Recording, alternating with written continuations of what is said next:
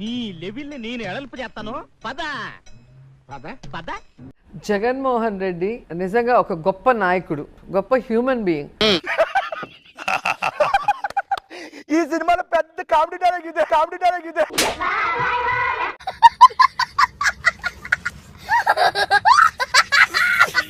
ప్రజా సమస్యల గురించి పోరాడే పార్టీ వైఎస్ఆర్సీపీ ఒకటే అన్న విషయం మీకు తెలుసు. వినలేదే, చెప్పుకోవట్లేదేమో. ఇంకా లాక్కండి తెగుద్ది. నాకు అదే అనిపిస్తుంది. జగన్లో మీకు బాగా నచ్చే అంశం చాలా ఆనెస్ట్ గా ఉంటాడు, అబద్ధం చెప్పలేడు. నేను ఎప్పుడైనా అబద్ధం చెప్తానా? ఏదైనా నేను ఓపెన్ గా ఆన్సర్ చెప్తాను కానీ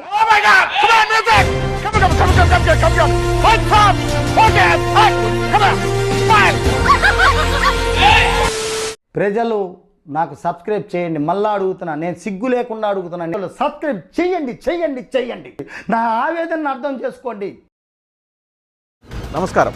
వైఎస్ఆర్సీపీ నాయకురాలు, నగరి నియోజకవర్గ మాజీ శాసనసభ్యురాలు, మాజీ మంత్రి, సినీ నటి రోజా ప్రస్తుతం అంతా ఉన్నారు. రోజా గారు, ఓర్ని ఈడికే ఎంత సీన్ ఇచ్చారు.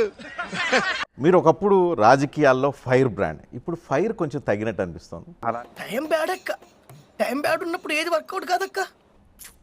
మీకు ఎందుకో అన్ని నెగటివ్ గా అనిపిస్తాయి. నువ్వు పాజిటివ్ గా మాట్లాడి నాకు నెగటివ్ కనపడిద్దాను నీలో. ఎందుకన్నట్టు చూసాను నీ ముఖంలో నాకు ఎందుకు నెగటివ్ ఎనర్జీ? నువ్వు నెగటివ్ ఎనర్జీ అన్నా.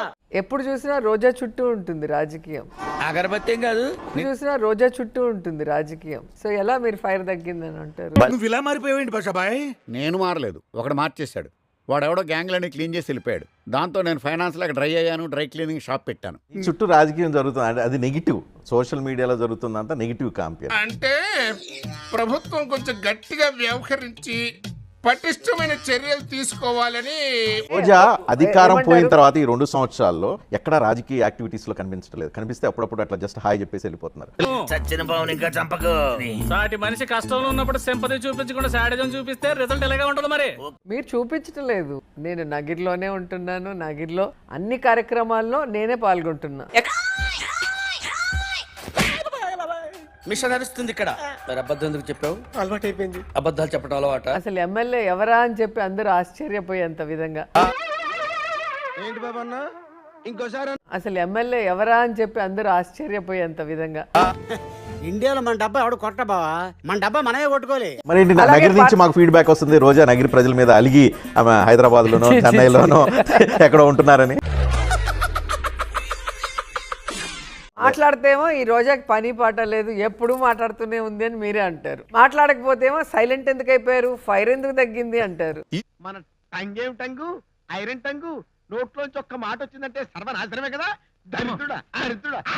మీరు కానీ మీ పార్టీ కానీ అసలు ఇంత ఘోరం ఓటమికి కారణం ఏంటి అని ఎప్పుడైనా ఆలోచించారా, రియలైజ్ అయ్యారా?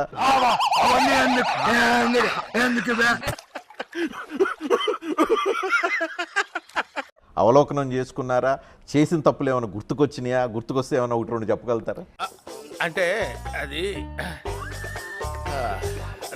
రామ్ నిజంగా బాధాకరం ఏంటంటే ఇతర రాష్ట్రాలన్నీ గుర్తించాయి. జగన్మోహన్ రెడ్డి గారు మొదటిసారి ముఖ్యమంత్రి అయినా ప్రజలకు ఇచ్చిన ప్రతి హామీని నెరవేరుస్తూ మన ప్రభుత్వంలో పూర్తిగా మద్యాన్ని నిషేధిస్తాం.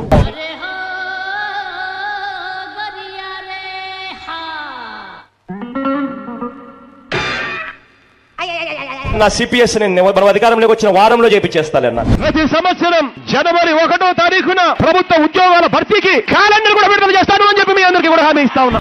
దీనికి మీరు ఏమంటారు సార్? ఊరికే మా వాళ్ళకి ఉత్సాహం, కాన్ఫిడెన్స్ కాదమ్మా, కాన్ఫిడెన్స్ ఇద్దామని అన్నాము. కాన్ఫిడెన్స్ ఓవర్ కాన్ఫిడెన్స్ అయింది. దానికి ఏం చెప్తాం? జగన్లో మీకు బాగా నచ్చే అంశం చాలా ఆనెస్ట్ గా ఉంటాడు, అబద్ధం చెప్పలేడు. ఈ డైలాగ్ సిగ్గేస్తుంది కదా చెప్పి మరి మాకే సిగ్గేస్తే చెప్పి. కానీ ఈ రాష్ట్రంలో ప్రజలకి అర్థం కాక ఓడిపోయామా, లేదా ఈవీఎం మిషన్లు వీళ్ళు మేనేజ్ చేసి ఓడిపోయామా? 151 వచ్చినప్పుడు మీరు ఈవీఎం అని చెప్పుకోవచ్చు కదా. నవ్వు ఆపుకుంటున్నావు కదరా. దేని వల్ల ఓడిపోయామనేది ఇప్పటికీ అర్థం కావట్లేదు. వీడికి ఇంకా తగ్గల. ఇప్పటికీ నమ్ముతున్నారు ఈవీఎం మిషన్ వల్ల ఓడిపోయారు. 100%. దరిద్రపు కొట్టి విధం నేను ఎక్కడ చూడలేదురా. దరిద్రం నెత్తి మీద డిస్కో ఆడుతుంటే నా మాట నువ్వు ఎందుకు వింటావురా? నేను నా నియోజకవర్గం వరకు మాట్లాడతాను. అసలు ప్రజలతో సంబంధం లేని వ్యక్తి, చాలా మందికి ఎమ్మెల్యే ఇతనా అనేది కూడా తెలియని వ్యక్తి 45,000తో గెలిచాడంటే ఎలా నమ్ముతాం మనం చెప్పండి. దాన్ని బట్టి అర్థం కావట్లేదు రోజా మీద ప్రజల్లో ఎంత వ్యతిరేకత ఉంది.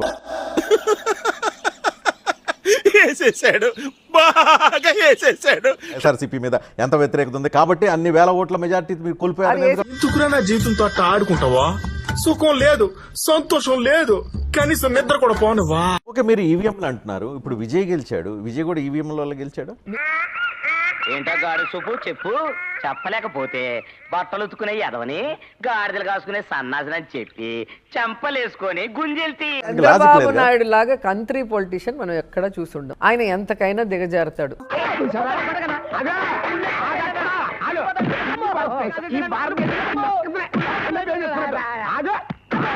జగన్మోహన్ రెడ్డి నిజంగా ఒక గొప్ప నాయకుడు, గొప్ప హ్యూమన్ బీయింగ్. ఎవరు చెప్పారు? ఎవరో చెప్తే నమ్ముతా నేను. వాళ్ళే చెప్పారు. కర్మరా బాబు. ఆయన దగ్గర వర్క్ చేయడానికి మేము గర్వపడుతున్నాం.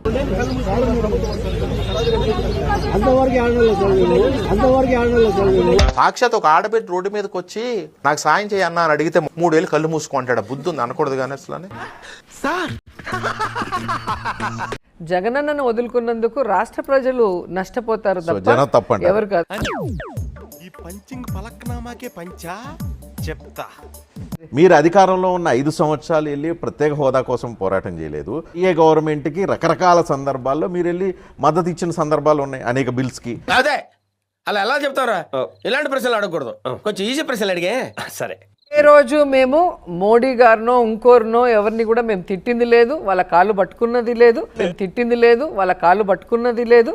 ఒక్కసారి ఫేస్ టర్నింగ్ ఇచ్చుకోండి.